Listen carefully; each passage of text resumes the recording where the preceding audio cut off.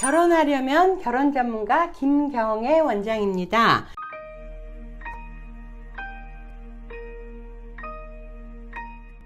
이런 사람과 결혼하면 내 결혼 폭망. 지난번 영상에서 귀마가씨하고 결혼하면 내 인생 폭망, 요런 제목으로 한양대학교 유영만 교수님이 이런 사람 절대 만나시면 내 인생 손해입니다, 큰일 납니다 하는 12가지 유형 중에서 우선 4가지. 첫째, 귀마가씨. 둘째, 나밖에 모르는 사람. 셋째, 많은 문 중에서 남의 말문 막는 사람. 네 번째, 과거로 회귀하는, 과거를 향하는 꼰대형. 요 4가지 말씀드렸고요.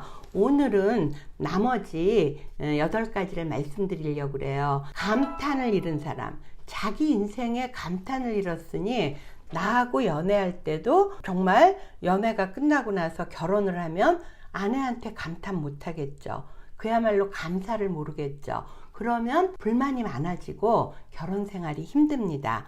그 다음에 6번째는 책은 안 읽고 남의 책만 잡는 사람. 이런 사람 정말 피곤해요. 제가 재혼도 하잖아요. 근데 남편 잔소리, 뭐 밥을 해도 뭐를 해도 그저 그냥 책만 잡는데, 그러니까 어떻게 맞출지 몰라서 나중에는 노이로제 걸릴 정도고 짜증이 난다고, 그래서 도저히 못 살겠더라, 이런 얘기 많이 하거든요. 그래서 감탄을 잃은 사람, 책은 안 보고, 책을 보면서 나의 배경 지식을 넓히고 내 마음을 넓히고 내 인품을 넓히고 내 수양을 넓히지 않고 남의 책만 잡는 사람, 요런 사람 안 되고요. 7번째로는 남의 단점을 지적질하느라고 남의 장점이 안 보이는 사람. 이런 사람은요, 못 당해요.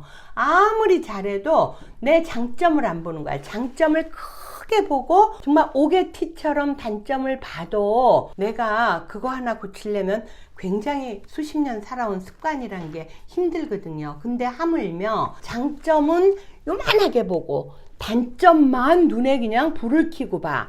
이런 분들은 안 된다는 거죠. 그 다음에 8번째, 나한테 대접해줬던 은혜를 저버리는 사람. 이분은요, 다른 사람 저버렸죠? 결국 여러분을 저버립니다. 그렇기 때문에 절대 안 되고요. 9번째로, 안 되는 이유를 시시콜콜 찾아요. 요런 분들은 어떠냐면요, 혼자 똑똑이야. 그래서 얼핏 들으면요, 뭐 정치인이나 이런 데도 많아요. 말인즉 아까 그 지적질 잘한다는 거 있었잖아요. 지적질 하는 거랑 비슷한 건데요. 이건 이래서 위험하고 이건 이래서 안 되고 뭐 하라고, 그죠? 그래서 전혀 마인드 자체가 부정적이고요. 굉장히 똑똑한 척 지적질만 하는 거라서 안 되는 이유를 시시콜콜 말하는 사람은 본인 인생도 성공하기가 힘들며 하물며 한 집안의 가장으로서 그 가정이 평안할 수가 없습니다. 10번째, 현실 안주형. 요거는 뭐냐 하면은요, 그야말로 여자분들이 열통이 터진다 그래요. 물론 급여는 적지만 안정적인 철밥통 같은 직업 있잖아요. 그런데 어떤 여성분이 그러더라고. 뭐 저도 그 단어를 처음 들었는데요. 양등영감 같대. 그냥 해서 출퇴근 고고만 한마디로 컴퍼스로 따지면 요만한 컴퍼스로 매일매일 도는 거예요. 그러면서 이 여성분 같은 경우, 그러면 저녁 시간에 일찍 끝났으니까 뭔가 취미 생활을 하든 아니면 조금 더 경제에 도움되게 뭐 주식에 대해서 좀 알아보든 뭔가 좀 도전적인 게 있어야 되는데, 현실 안주형으로 시계추처럼 왔다 갔다만 하다 보니까 그분 자체도 바운드리가 좁아지지만 자기 인생도 굉장히 거의 사팔뜨기 될 정도로 좁아진다고 이렇게 얘기하더라고요. 그 다음에 11번째가 이게 특이한 경우인데요. 대부분 이런 경우는 집안이 안 좋거나 뭔가 상처가 있는 분들이 이런 경우가 많은데요. 11번째, 내 얘기는 안 하고 남의 얘기를 많이 하는 사람. 이거는요, 내가 누구를 알고 우리 동창 중에 누가 있고 우리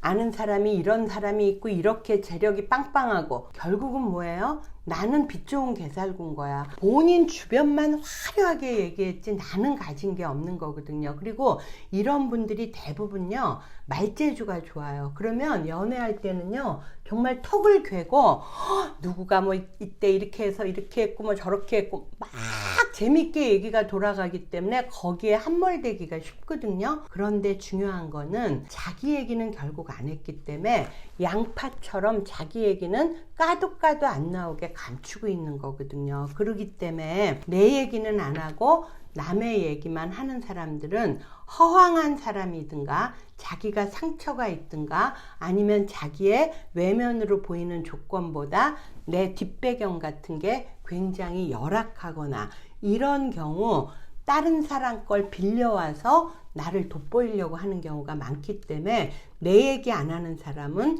여러분 상당히 위험합니다. 그래서 본인 얘기를 하게끔 유도해야 됩니다. 마지막으로 12번째는요. 예전보다 잘 안 하려고 하는 사람. 이거는요 자기만족도 아니고요. 아까 현실 안주형하고 비슷해요. 그래서 이만하면 됐지. 그러니까 어떤 분들 그러더라고. 어떻게 그 대학을 들어가고 어떻게 그 직장을 들어갔는지 모르겠다고. 그래서 예전에 비해서요. 공무원이라든가 공기업이라든가 이런 부분들이 학교 선생님이라든가 특히 남자분들요. 인기가 많이 떨어져 있는 경우가 아까 얘기했던 대로 요만한 바운드리 안에서 그냥 안정성은 있으나 발전성이 없다는 거죠. 그렇기 때문에 여러분들이 요 12가지 한양대학교 유영만 교수님의 얘기를 유념하시면서 우리가 일단 결혼하면 저는 끝까지 그것도 행복하게 100년 해로 해야 된다고 생각하는 사람이고요. 제가 그러한 철학을 갖고 있다 보니까 저희가 성혼 관리를 했고요. 성혼 관리를 하면서 조금이라도 정말 이거 아니다 하시는 분한테는 제가 성혼비 받으려고 성혼으로 몰아간 적은 맹세코 단 한 번도 없어요. 그래서 그런지 15년 넘게 하면서 이혼 소식이 하나도 안 들려와요. 자, 여러분들 귀마가씨, 나쁜인 사람, 많은 문 중에서 남의 말문 탁탁탁 막는 사람, 과거로 지향하는 꼰대형, 감탄을 삶 속에서 잃은 사람, 책은 안 보고 남의 책 잡는 사람, 남의 단점을 지적질하느라고 남의 장점을 보지 못하는 사람, 장님이죠. 그 다음에 대접받은 은혜를 저버리는 사람, 안 되는 이유만 시시콜콜 똑똑한 척 늘어놓는 사람, 그 다음에 현실 안주형, 그 다음에 내 얘기 안 하고 남의 얘기로 나를 돋보이게 하는 사람, 그 다음에 예전보다 잘하려고 안 하는 사람. 요 12가지는 여러분들도 들어보시면 맞다, 맞아. 이런 사람하고 하면 정말 내 인생 폭망이겠구나. 이렇게 생각하실 겁니다. 그래서 제가 누누이 얘기하지만 둘이만 만날 때는요, 이러한 것들이 하나도 안 드러나요. 그렇기 때문에 중학교, 고등학교, 그 다음에 소꿉친구, 그 다음에 대학교 동창, 직장 동료, 그 다음에 여러 가지 커뮤니티 활동하는 데 있는 동료들, 그 다음에 형제들, 친척들, 그 다음에 부모님 다 두루두루 만나면서 그 안에서 그 사람이 빛을 발하고 남을 배려해주는 사람인지 아니면 이러한 12가지 행동을 하는 사람인지를 면밀히 살펴서 결혼은 깐깐하게 해야 돼. 일단 했다 하면 끝까지 잘 살아내야 됩니다. 이상 김경애 원장이었습니다.